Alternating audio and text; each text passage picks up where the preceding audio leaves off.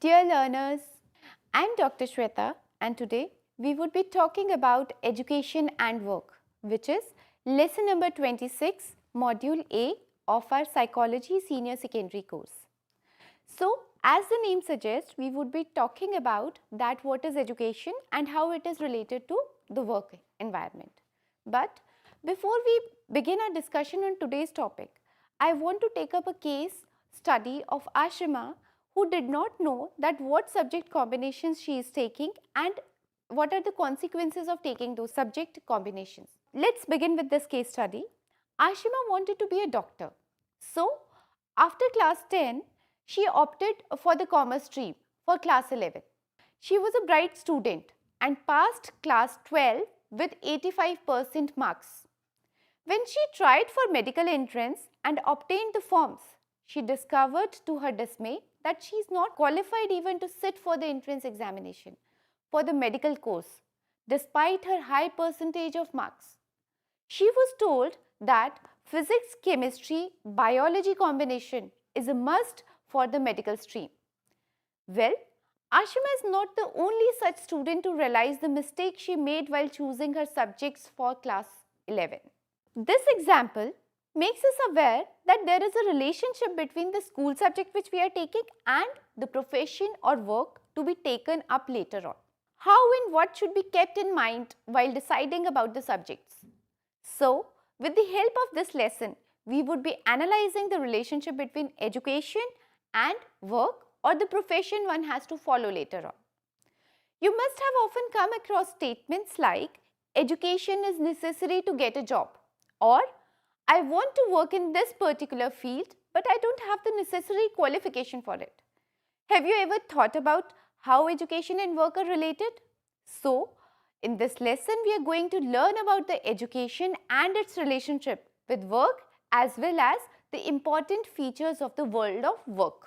Before we begin with our discussion, I just want to tell you that what are the objectives that are going to be taken up for this lesson. So, this lesson explains the relationship between education and work as it is already mentioned. It also describes the process of educational choices and lastly, it will describe about the nature of the world of work in terms of job profiles and job opportunities. So, let us begin with today's topic. First of all, education and work, how they are related. We often come across advertisements for vacant jobs in which qualifications are expected from the candidates and they are given in terms of essential and desirable. Why do you think that it is expected that these qualifications a person must possess in order to get a job? Why do you think it is important? People actually go in for education not only for the sake of getting a job but also for enriching themselves. Education in any field primarily involves the development of certain skills and competencies. For example, if you choose commerce, you develop skills for accounts. When the qualifications are advertised for a job, as I just mentioned, they are specified so that the person can use those skills which he or she has acquired over a period of time. The skills learned and the work to be done are interrelated. For example, if Ashima had taken up the medical stream in her class 11 and 12, she would have been able to sit for the medical entrance examination. Another example is that a person who has gone through the medical training becomes a medical practitioner. Learning of skills can take place both formally or informally. If you go in for a vocational course like poultry farming from NIOS, you can start your own poultry farm or get employment. So, your education of poultry farming will lead to your getting employed or having your own poultry farm. So, that is why education and work are related. The process of educational choice. So, now we know that taking up the subjects wisely is very important because what subjects we have taken in class 11 and 12 will lead to the profession of our choice. So, let us know more about the process of educational choice. When you go to the market, what happens? You see a wide variety of things available, but neither happens nor it is possible that you pick everything which is around you. Even when you go to the vegetable market, you only choose those vegetables which you would like to have or which you can afford. Doing so is a process. You can find the vegetables of your choice and then about its price. In the same way, choosing education is also a process. You just don't go and get yourself admitted in any school or choose the subjects without thinking. In fact, entry into the educational system itself starts with the process of choice making. Basically, when one starts the choice, it is from a general pattern of education to specified training. Let us study in some detail about these two aspects. Let's study in some detail about these two aspects. What is general education? General education aims at providing the students with elementary skills in reading, writing, knowledge of physical, social and cultural environment, desirable attitude, values and motivation. This education from a primary to degree level and above. The mainstream education is often considered as general education, except for professional, technical or the vocational education. For example, the minimum general education that we think is required for entry into occupations or for the admission to various courses or special training is high school. That is, if you want to get for a vocational course or if you want to get a particular occupation, the minimum requirement which is there, that is that you should be at least a secondary passed learner. Students undergo special training for entry into their chosen occupation. You would also like to know the institutions offering this required special training. Some of these institutions are special training institutions. For example, the professional institutions. What are these professional institutions? These institutions actually provide higher education, and the higher education, as we all know, is provided at the graduate and postgraduate level, and it prepares students for the specialized fields, for example, the medicine field, the law field, the technology field, etc. You become either an engineer, you do your MBBS or you do your law LLB degree. So these are professional institutions. Then we have other special training institutions. Those institutions are called polytechnics. What are polytechnics? These institutions are actually offering those courses which prepare the students to become technicians and other similar professions like draftsmen, junior engineer, medical laboratory technicians, etc. Other than these professional institutions and the polytechnic institutions, we have some institutions in our country that provide education through distance education. Two such institutions are Indira Gandhi National Open University, that is IGNOU, which provides education at higher level, and then we have NIOS, which is National Institute of Open Schooling. And as you all know, you are studying this very lecture from the platform of National Institute of Open Schooling, and this is National Institute of Open Schooling Senior Secondary Course in Psychology. So, you are learning this lecture through the distance mode.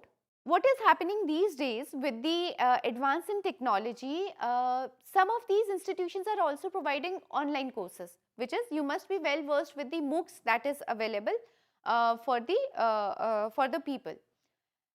In these online courses, you can do the course sitting before the computers at home or in cyber cafe, and you can study. This mode is becoming very popular these days, and this is useful as well. Then we have some commercial institutions.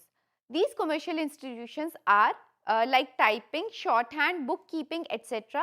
And these courses are actually offered by these institutions. We have craft training schools as well, and as the name suggests, in craft training schools, training is actually provided for simple craft. You can take, for example, tailoring, weaving, embroidery, etc. Other than these institutions, we have certain specialized institutes. What are these specialized institutions doing? These specialized institutions are linked very closely to the employment system. Film and Television Institute of India is one such institute. Then we have Training Institute for Merchant Navy and certain institutes of hotel management. These are some of the well known institutes of specialized trainings. that are directly linked to the employment system. Once we know that how education and work are related, we must know that what is there in the world of work. That is, how do we actually get a job, what are the different sectors in which we get the jobs, and what do we do, how do we get into those sectors. So, as the name suggests, the expression world of work itself explains its meaning. It comprises a very large number of occupations and industries. We call any person who is engaged in teaching a teacher. Do you know how big the teaching occupation is? It comprises teachers teaching at various levels of education, such as there are some teachers who are teaching the nursery students, they are known as nursery teachers. Then we have primary teachers, we have trained graduate teachers which are known as TGTs, we have postgraduate teachers who are known as PGTs. Other than these teachers, we have lecturers, readers, professors, etc. who are teaching at the higher level. There are teachers for different subjects at school level or college level and university level. You also find that teachers for physically and mentally challenged people also. So, it is the case with all other occupations. As we just came to know that the teaching occupation is so wide. We have teachers starting from the very basic education, that is starting from nursery till the higher education, as well as we have teachers who are engaged in teaching the specially abled people. Looking into the wide range of occupations, the Government of India has brought out a publication, and this publication is known as the NCO, which is National Classification for Occupations. The National Classification for Occupation has divided the world of work into 9 major areas. I have mentioned all these 9 major areas over here. First is we have the legislators, senior officials and managers. This is one area where people work. Then we have different professionals. If I talk about professionals, we can have, as you know, you can have engineers, doctors, etc. Then we have technicians and associate professionals. After technicians and associate professionals, some people are also working as clerks or are in the clerical jobs. Service workers and shop and market sales workers, skilled agricultural and fishery workers. We also have people who are working in the crafts and are related with trade workers. There are a lot of people who are working in plant and machine operators, and they are who are working in different plants, and they are machine operators and as well as assemblers. We have elementary occupations as well. So, NCO has divided the world of work into these 9 major areas. So, as of now, we have learnt about the world of work. Once we know, we also must know about the job opportunities which are available. What are job opportunities? When moving to the world of work, we come across innumerable occupations and jobs. Some jobs are challenging and some are very fascinating. Like education, choosing a job is also a process. As we were just talking about that, it is very important that how do you choose your subject, and you must choose your subject very wisely, because your subjects are ultimately going to take you towards the profession of your choice. In the same manner, choosing a job is also very important. Each job has certain requirements which are related to the age, education and citizenship, etc. You might have seen some job applications. So, whenever the job applications are published, there are certain requirements that the employer is wanting from the candidate who wish to apply for the said job. We have the age requirements, we have the gender requirements, we have the citizenship requirements, we have the physical requirements, we might have the personality requirements, we have the educational and training requirements, we have the experience requirements, legal requirements and licensing requirements. Why do you think these requirements are necessary? Let's take a few examples. For example, if I say that the job mentions about the age requirement, why do they mention about the age requirement? Because sometimes what happens that some jobs require young professionals to work for the said positions. Why? Because those positions might require more energy, more effort from the employee. For example, you want to sit for the civil services examination, which is taken up by the UPSC, which is Union Public Service Commission. Then you should be a citizen of India. Sometimes it is referred that there are certain physical requirements in terms of height and weight that is required from the particular candidates. Why height and weight is mentioned? Because certain jobs, for example, the armed forces have their requirements for the candidates who wish to get into the armed forces. So they need to fulfill the criteria for those physical requirements. We have seen lot of advertisements where the employer has talked about the personality requirements. For example, a person who wishes to apply for this job must be very extrovert, which means that he must be open to people, or he should not be shy. Why such requirements are there? Say for example, you are looking for the job of a salesman. So a salesman has to be active and interactive, has to be actively interacting with the people. If somebody lacks this quality, he or she would not be able to sell the products. So that is why somewhere personality requirements are mentioned.